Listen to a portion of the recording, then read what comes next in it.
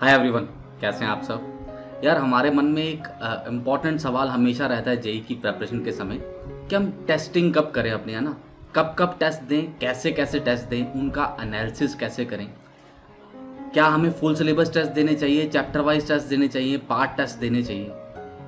उन टेस्ट में हमारा अगर स्कोर जो है वो कम आता है तो हम कैसे उसको हैंडल करें, और इम्पोर्टेंस क्या है टेस्टिंग की, क्या टेस्ट देने भी चाहिए या फिर नहीं भी दें तब भी चलेगा। तो इन सब की बातें जो हैं वो आज हम इस सेशन में डिस्कस करने वाले हैं। बहुत ही छोटा सा सेशन होने वाला है और लास्ट में मैं आपको एक सरप्राइज टेस्ट सीरीज के बारे में भी बताने वाला हूँ। एब्सोल्युटली फ्री ऑफ कॉस्ट होगी, चिंता नहीं करिएगा, कुछ भी बेचने नहीं आया हूँ, ठीक है। तो when is the right time to test yourself during your JEE preparation. देखिए, टेस्टिंग आप कभी भी कर सकते हैं। You can test yourself whenever you want, okay. But the thing that you should always keep in mind is that no test result should demotivate you. किसी भी तरह की डीमोटिवेशन हमें नहीं होने देनी है। किसी भी टेस्ट के बाद डीमोटिवेशन नहीं होना चाहिए यार, फिर तो टेस्ट का कोई पर्पस ही नहीं रहा ना। अगर हमने एक टेस्ट दिया, उसके स्कोर को देख के हम डीमोटिवेट हो गए, मान लो हम 3-4 दिन पढ़ ही नहीं रहे हैं, तो फिर उस टेस्ट देने का पर्पस ही क्या था। फिर तो हमारा पूरा स्केड्यूल बिगड़ गया। कई बार ऐसा हो जाता है कि हम बहुत अच्छा पढ़ते हैं टेस्ट के लिए, लेकिन टेस्ट थोड़ा हार्ड आ जाता है ना, हमारी एक्सपेक्टेशन से थोड़ा ऊपर चला जाता है। जितना हमने एक्सपेक्ट किया होता उतना डिफिकल्टी लेवल नहीं होता, उससे थोड़ा ज़्यादा टफ होता है और हमारी प्रेपरेशन अभी उतनी होती नहीं है। तो उस सिनेरियो में जब हमारा स्कोर कम आता है तो हमारा दोबारा पढ़ने का मन नहीं करता। वो जो गिल्ट वाली फीलिंग है, वो जो सैडनेस वाली फीलिंग है ना, वो जो नेगेटिव थॉट है, उसको हमें बाहर करना है। आप जब कभी भी टेस्ट दें, टेस्ट के बाद आपको डीमोटिवेशन नहीं होना चाहिए। और अगर आप उस डीमोटिवेशन को कंट्रोल नहीं ना कर सकते तो मैं तो यही कहता हूं कि भाई टेस्ट ना ही दो। क्योंकि मैं नहीं चाहता कि आप जब अपनी प्रेपरेशन के मिडिल फेज में हैं, जब आप अभी कंटिन्यू कर रहे हैं, आपकी थियोरी चल रही है, सिलेबस चल रहा है, उसके बीच में आपका वो स्केड्यूल डिस्टर्ब हो। मान लीजिए आज आपका लेट से एक फंक्शंस चैप्टर खत्म होता है और संडे को आप टेस्ट दे देते हैं उसका, और संडे के टेस्ट में आपके आंसर्स जो है वो लकीली या अनलकीली आप ऐसे कह लीजिए, कुछ एक सही होते हैं बट कुछ एक गलत भी हो जाते हैं। अब कुछ केयरलेस मिस्टेक्स की वजह से कुछ आपको आते नहीं थे और कुछ आपने कॉन्सेप्चुअली गलत पकड़ लिया, तो उनकी वजह से आपके नंबर कम हो गए।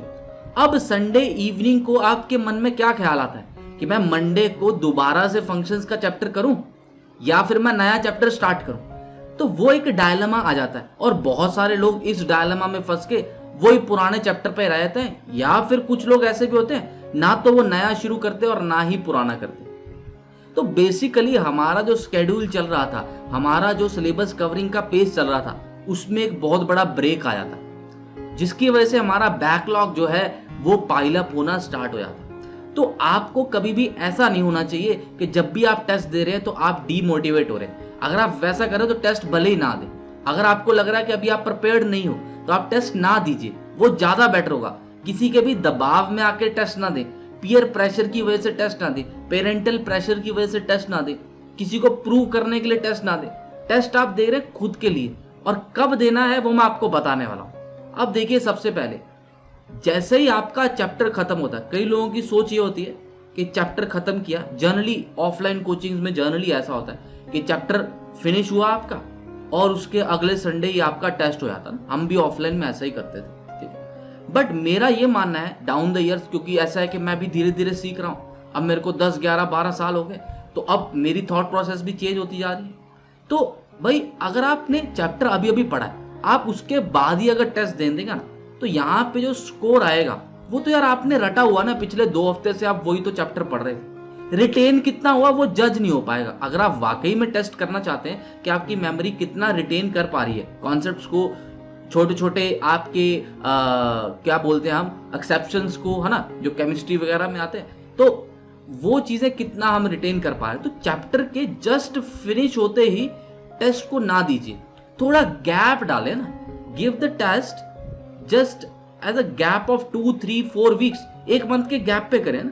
इमीडिएटली टेस्ट ना दे। इमीडिएटली जब आप टेस्ट देते हैं ना तो वो यू रटा रटाया होता है, और अगर तो क्वेश्चन वैसे ही बैठ गए जैसे आपको क्लास में कराए हैं तो आपको आते होंगे, और अगर क्वेश्चन थोड़े दूसरे आ गए, सिंस आपकी अभी प्रैक्टिस नहीं हुई क्योंकि चैप्टर तो अभी चल ही रहा था, जस्ट अभी फिनिश हुआ, तो आपकी उतनी प्रैक्टिस नहीं हुई है कि आप नए सेट ऑफ प्रॉब्लम्स को सॉल्व कर पाए, तो फिर से आप फंस जाते हैं बेसिकली और उतना बढ़िया स्कोर नहीं आ पाता। और जब आप अगले चैप्टर में मूव ऑन करते हैं तो पिछले चैप्टर का डर जो है वो हमेशा आपके साथ रहता है, यार टेस्ट में तो नंबर आए नहीं, अगला चैप्टर मैं करके क्या करूं, जब मैंने पिछला पढ़ा था उसमें तो मेरा अच्छा हुआ नहीं, अब अगले में मेरा अच्छा होगा क्या। तो हमारे मन में क्या है, ऐसे नेगेटिव थॉट्स आने स्टार्ट हो जाते हैं और ये नेगेटिव थॉट्स के साथ और कई सारी चीजें मिल जाती है और बंदा पूरा डिप्रेशन में चला जाता है।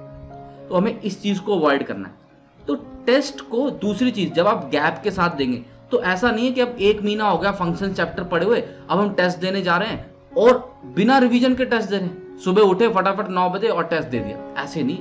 पूरा प्रॉपर रिवीजन के साथ टेस्ट देना ना। जब भी टेस्ट देना है, जब भी आपका गैप के बाद रिवीजन का आपका जो शेड्यूल है वो फॉलो होता है, आप सारा रिवाइज कर लेते हो, प्रीवियस ईयर क्वेश्चंस लगा लेते हो, डीपीपीस कंप्लीट कर लेते हो, पूरा आपका बैकलॉग उस चैप्टर का खत्म है, अब आपको उस चैप्टर में कॉन्फिडेंस आ रहा है, तब उस समय प्रॉपर रिवीजन के बाद टेस्ट दीजिए ना, शॉर्ट नोट्स को रिवाइज करके फिर बैठे टेस्ट में। तो ये अब पता चलेगा कि हमारी रिवीजन कितनी हुई है, नए सेट ऑफ प्रॉब्लम्स को हम अप्रोच कर पा रहे हैं कि नहीं कर पा रहे, और अगर नहीं कर पा रहे तो क्या कारण है ना, क्या कारण है। तो वो चीज किस में चली जाती है, एनालिसिस में चली जाती है कि मेरा स्कोर कम क्यों आ रहा है ना? अभी एनालिसिस करते हैं, अगर अच्छा स्कोर आ रहा हो तो फिर एनालिसिस कौन करता है। अगर स्कोर कम आ रहा है तो हम एनालिसिस करते हैं, हम क्या देखते हैं कि क्या कारण है, क्या मैं स्टैंडर्ड फॉर्मूला भूल रहा हूँ, क्या नंबर ऑफ सबसेट्स का फॉर्मूला यूज होना था और मैं भूल गया कि 2 की पावर n होता है, मैंने n स्क्वायर लिख दिया, क्या नंबर ऑफ फंक्शंस का फॉर्मूला मैं भूल गया, मैंने n की पावर m लिखना था, मैंने m की पावर n लिख दिया। तो क्या हो रहा है, क्या मेरे को फॉर्मूला लिखने में, याद करने में दिक्कत हो रही है, तो आप फॉर्मूला को लिख लिख के प्रैक्टिस करें, है ना, ढूंढे। क्या आप सिली मिस्टेक कर रहे हो, क्या ऐसा हो रहा है कि आप 25 क्वेश्चन में से 25 क्वेश्चन अटेम्प्ट कर रहे हो और आपके सही हो रहे हैं 5, है ना, तो 5 सही हो रहे हैं, 25 आपने अटेम्प्ट किए थे, 20 आपके गलत हो गए, नेगेटिव में आपके नंबर जाने को रेडी, इनफैक्ट 0 नंबर आ रहा है आपका अगर 5 सही हो। तो क्या करेंगे, अटेम्प्ट को थोड़ा कम कर देंगे, अटेम्प्ट को क्या करेंगे, थोड़ा कम कर देंगे, ताकि आपकी जो स्पीड है वो कम हो जाए और एक्यूरेसी बढ़े। केयरलेस मिस्टेक्स जब होती है तो क्या होता है, स्पीड की वजह से होती है, तो स्पीड को थोड़ा कम कर लो, कम नंबर ऑफ क्वेश्चन अटेम्प्ट कर लो, लेकिन एक्यूरेसी को बढ़ा लो, है ना, बैलेंस, स्पीड और एक्यूरेसी का बैलेंस मेंटेन करना है। और भी कई कारण होते हैं, कई बार क्वेश्चन नए आ जाते हैं ना, मतलब ऐसा क्वेश्चन जो हमने कभी देखा ही नहीं और हम सोच ही नहीं पा रहे, ऐसे कितने क्वेश्चन है और क्यों नहीं देखा हमने, क्या वो टेस्ट एक्चुअल में जेई लेवल का टेस्ट था या फिर वो तुम्हें डराने के लिए कुछ भी क्वेश्चन डाल रहे हैं। कई बार ऐसा भी हुआ था, आप टेस्ट देते हो जिसमें टेस्ट में आपको क्वेश्चन ऐसे मिलते हैं जो केवल आपको डराने के लिए होते हैं ना, हाथी के दांत टाइप, अब वो कभी भी पेपर में आने का नहीं, ना जेई मेन में ना जेई एडवांस में, वो लेकिन टेस्ट में डाल देते हैं ना। बड़े बड़े कोचिंग के टेस्ट ऐसे होते हैं, बहुत फेमस टेस्ट है जिनसे लोग डरते हैं कि यार इसका टेस्ट नहीं देने का भाई, इसका टेस्ट बहुत मुश्किल होता है ना, ऐसा एक इमेज बना लेते हैं वो अपनी। लेकिन वैसे टेस्ट हमें देने नहीं है, क्योंकि उससे तो केवल डिमोटिवेशन ही होगा। ऐसा टेस्ट को देने का क्या फायदा जिसके क्वेश्चन आने ही नहीं और हमें भी नहीं आते।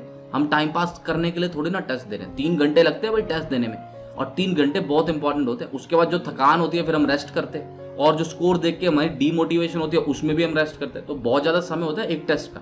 तो इसलिए बहुत केयरफुली चूज करना है टेस्ट को, है ना। और ये तुम्हें एनालिसिस स्टेज में पता चलेगा कि क्या वाकई में ऐसे क्वेश्चन प्रीवियस ईयर में पूछे गए। अगर भाई ऐसे क्वेश्चंस कभी पूछे ही नहीं गए तो काहे हम पढ़ रहे हैं फिर ना, इतने साल हो गए, अब तो 40 ईयर्स के ऊपर का समय हो गया जेई एडवांस को होते हुए। तो अगर 40 साल में ऐसे क्वेश्चन नहीं पूछेगा तो आगे भी देखो, आगे कुछ ऐसा नहीं होता कि सारे के सारे क्वेश्चंस नए आ जाते हैं, बस थोड़ी फॉर्म नहीं होती है, दिखने में नए लगते हैं, लुक एंड फील डिफरेंट होती है। मैं भी आपको प्रीवियस ईयर जेई एडवांस जब प्रैक्टिस कराता हूँ, जेई मेन प्रैक्टिस कराता हूँ, तो हम देखते हैं कि क्वेश्चन कुछ ज्यादा मुश्किल नहीं है, कई क्वेश्चन कुछ ज्यादा लेंथी होते हैं, बट आ तो वही रहा है ना जो हम थ्योरी में पढ़ रहे हैं। थ्योरी के बाहर तो कुछ भी नहीं पूछ रहा, nothing is being asked in the papers of the recent year that is out of the theory that is being discussed in the classes. तो क्लासेस में जो डिस्कस किया जा रहा है उसके बाहर कुछ भी नहीं आएगा, ठीक है, अंडरस्टैंड दैट। तो आपके टेस्ट जो हैं वो भी वैसे ही होने चाहिए, उसी सिलेबस के around, okay, just understand that part. फिर आपको क्या ध्यान देना है कि आप जब भी टेस्ट दें तो सबसे पहले जेई मेन लेवल का टेस्ट दें, उसी चैप्टर का ना, एकदम से एडवांस लेवल का टेस्ट ना दें। कई बार प्रेपरेशन उतनी अच्छी नहीं होती और एडवांस लेवल का टेस्ट देके हमें डीमोटिवेशन हो जाती है, ठीक है। तो पहले जेई मेन लेवल का टेस्ट दें और उसके बाद जेई एडवांस लेवल के टेस्टिंग पे जाएं, ठीक है। और ये इंश्योर करें कि जब भी आप टेस्ट दें घर पे तो स्ट्रिक्ट कंडीशंस के अंडर टेस्ट दें। ऐसा नहीं है कि टेस्ट दे रहे हैं, बीच में घंटी बजी है तो हम घंटी को आंसर करने चले गए, फोन आया फोन देख रहे हैं, अपने को मैसेज आया, मैसेज देख रहे हैं, इंस्टाग्राम पे फोटो अपलोड कर रहे हैं ना, यूट्यूब पे वीडियो देख रहे हैं, ये नहीं करने का ना टेस्ट के बीच में। अच्छा फॉर्मूला भूल गया, 1 मिनट शॉर्ट नोट्स देख लूँ ना। स्ट्रिक्ट 3 आवर्स का टेस्ट दे रहे है ना, या तो मॉर्निंग स्लॉट या इवनिंग स्लॉट, किसी एक स्लॉट में देंगे, बिल्कुल रात में नहीं देंगे। Try to match the timing, जो टाइमिंग है ना आपके टेस्ट की उसको मैच करो जो स्टैंडर्ड टाइमिंग्स रहती हैं जेई एडवांस के पेपर की या जेई मेन के पेपर की ना, उसके साथ मैच करो, उसी स्लॉट में टेस्ट देने की कोशिश करो। और घर वालों को बोलो कि हमें डिस्टर्ब नहीं करेंगे, ठीक है। तो इन छोटी छोटी चीजों का ध्यान रखेंगे तो बहुत बढ़िया हो जाएगा। और अगर आपको मान लो टेस्ट नहीं मिलते हैं, कई बार होता है कि हमारे पास कोई टेस्ट सीरीज नहीं होते, हम फ्री प्लेटफॉर्म पे पढ़ रहे हैं, तो कोई बात नहीं, आप अपनी डीपीपीज को जो आपके पास स्टडी मटेरियल है उनको एज अ टेस्ट यूज कर सकते हैं, उनको आप एज अ टेस्ट यूज कर सकते हैं इफ यू वांट। तो आपके पास जो असाइनमेंट्स है आप उनमें क्वेश्चन मार्क कर लो कि आज मैं ऑड नंबर वाले क्वेश्चंस का टेस्ट दूंगा ना, आज मैं इवन नंबर वाले क्वेश्चंस का टेस्ट दूंगा। और कभी भी अपने आप पे ऊपर ज्यादा प्रेशर ना डालें, पहले कोशिश करें कि मैं 50% स्कोर कर पाऊं, फिर उस परसेंटेज को बढ़ाएं 60%, 70%, 80%, 90%, 100%, ऐसे धीरे धीरे करके लेके जाए। एकदम से परफेक्शन नहीं आती है किसी भी चैप्टर में, इट टेक्स टाइम। जैसे जैसे आप सॉल्विंग करेंगे, जैसे जैसे आप सेशंस लगाएंगे, रैंक बूस्टर कोर्सेज देखेंगे, पीवाईक्यू कोर्सेज देखेंगे, तब आपका जो ग्रास्प है उस चैप्टर पे बढ़ता जाएगा ना। फिर उसके बाद आपका जो स्कोर है टेस्ट में वो बढ़ेगा। एकदम से जज ना करें ना, अपने आप को इतना कमजोर ना समझे कि यार आप कुछ भी नहीं कर सकते। आप बहुत कुछ कर सकते हैं, लेकिन उसके लिए आपको क्या है, थोड़ा पेशेंस रखना पड़ेगा। You will have to be little bit patient, ठीक है। अच्छा कई बार ये होता है कि हमारे पास कुछ भी नहीं होता, तो हमारी कई फ्री टेस्ट सीरीज भी चल रही है। अनअकैडमी में बहुत सारी फ्री टेस्ट सीरीज चलती रहती है, आप लर्निंग ऐप को खोलेंगे वहां पे आपको दिखेगा। आजकल समर टेस्ट कार्निवल चल रहा है, जिसमें आज शाम को मेरा टेस्ट है 11th, आज 11th है ना, 11 जून है, तो आज शाम को टेस्ट है 6 बजे। अगर 11th वाला मिस हो जाए तो आप 18 और 25 जून को भी कर सकते हैं। इसमें आपको टेस्ट तो होगा ही होगा। ये बेसिकली 2022 एस्पिरेंट और 2023 एस्पिरेंट दे सकते हैं, या फिर ऐसा कह लो, देखो 2023 एस्पिरेंट का जो सिलेबस होगा वो 10th का होगा और हल्का सा 11th का होगा, ठीक है।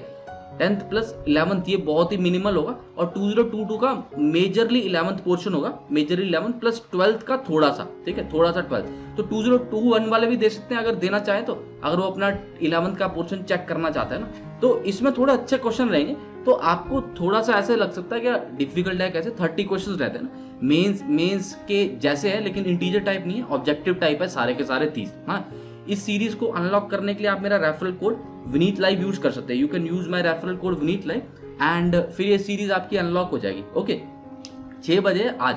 इसमें आपको Amazon वाउचर्स और अनअकैडमी पे स्कॉलरशिप्स भी मिलती हैं, तो आप वो भी यूज कर सकते हैं जब आप प्लस सब्सक्रिप्शन को बाय करेंगे, ठीक है। इसका लिंक मैं डिस्क्रिप्शन में डाल दूंगा, तो आप वहां से एनरोल कर सकते हैं। अगर आप प्लस में हैं तो प्लस पे तो यार बहुत सारी टेस्ट सीरीज ऑलरेडी चल रही है ना। आप देखिए प्लस पे बहुत सारी टेस्ट सीरीज होती है, आपके बैच की भी टेस्ट सीरीज होगी, तो आपके पास you have numeral resources. But अगर आप फ्री प्लेटफॉर्म पे मान लो 2021 एस्पिरेंट है, तो आप एनटीए अभ्यास की टेस्ट सीरीज को भी यूज कर सकते हैं ना। You can use that test series, उसमें फुल सिलेबस टेस्ट आपको मिलेंगे। लेटेस्ट पैटर्न वाले टेस्ट भी, अभी पेपर नंबर आई थिंक 100-101 के बाद से लेटेस्ट पैटर्न वाले टेस्ट हैं, तो आप वो भी दे सकते हैं, ठीक है। डिटेल सोल्यूशन आपको वही एनटीए अभ्यास की ऐप में मिल जाते हैं। तो आपके पास टेस्टिंग का बहुत रिसोर्सेज है, फ्री रिसोर्सेज भी है, पेड रिसोर्सेज भी है।